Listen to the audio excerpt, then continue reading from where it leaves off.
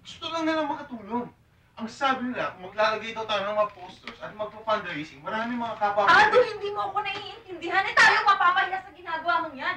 Para bang kinakalagkad mo yung pangalan natin sa lahat ng lugar para ipangalagda ka ng meron ng kasalanan. Paano ba napunta sa ganung usapan? Ang sinasabi ko lang, Rose, paano yung panggastos natin? Paano yung pambayad sa abogado? Maaaring magtagal pang kaso nito. Hindi magtatagal ang kasong ito dahil wala kang kasalanan. Ano gagawin natin? Maupo na lang dito at hintayin bigyan tayo ng katarungan? Paano kung hindi nila ibigay sa atin? Paano kung bayahin tayo, lokohin tayo? Naniniwala ako sa Diyos. Naniniwala din ako.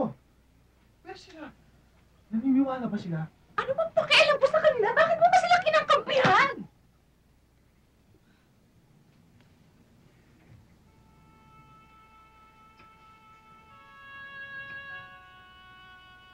Rose, hindi tayo magkaaway.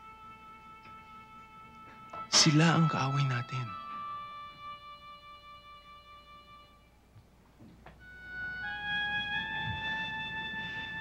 Sorry, Aldo. Hindi mo lang kasi alam kung gaano. Hindi mo alam kung... Aldo, akong ina ng mga bata. Napakasakit. Hindi ko na alam kung ano nangyayari. Hindi ko na alam. Ewan ko sa'yo, Rose.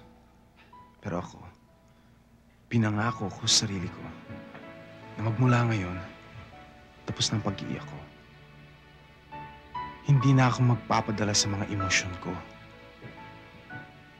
Pipilitin kong laging malinaw ang pag-iisip ko. Lalaban tayo, Rose. Kahit anong mangyari, lalaban tayo.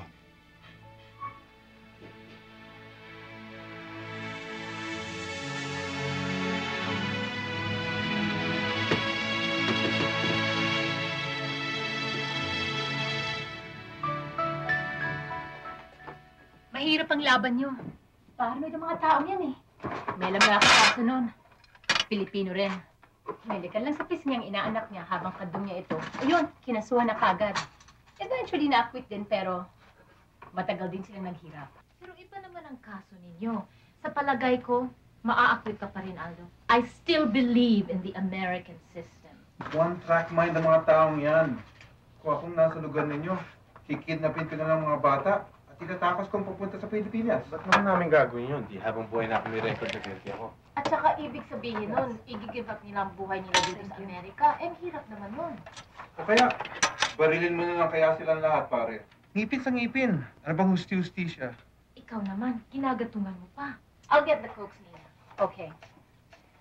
Alam mo, pati yata yung lawyer ng Amerikano, hindi niniwalang inosente si Aldo eh. Di ba ikaw, Nina, abogado ka rin? Baka naman pwede mo rin kaming tulungan. Sa tumulong, payag ako. Pero wala rin mangyayari. I mean, Rose, who will trust a Filipino lawyer here? Kaya nga puro immigration cases na lang hinahandle ko eh. Puro paperwork. Pero itong si Steve, abogado rin itong boyfriend ko. Hoy, Nina, akala ko ba di pa kayo divorce ni Lando? Makukuha na rin naman ng divorce papers namin this month, no? Believe talaga ako sa'yo. Iniwan mo pang Pinoy para sa kano. Hoy, wala sa nationality yan. And besides, Steve is an American-Italian. Right, Steve? Of course, I'd be willing to help in any way that I can. Thanks, Steve. Po sa inyong lahat, si Don Lino ito ng WRMN Radio Pinoy at makakapiling po natin ngayon dito sa Himpapawid si Aldo Gusi at sa dami ng ating tinatanggap na tawag, mga supporters ni Aldo Gusi dito sa Tri-State area. Hindi na po tayo magpapaligoy-ligoy. Aldo Gusi, magandang gabi sa iyo. Magkakaroon kaya ng liwanag itong iyong kaso? Well, Don Lino, sana naman. Umaasa ako. Kaya nga panay ang dasal namin dalawa ng asawa ko para luminaw tong kaso na to. Okay, pansamantala, meron pumapasok na mga callers. You're on the air, caller. This is Mike Murphy. Mike, are you a Filipino-American, Mike?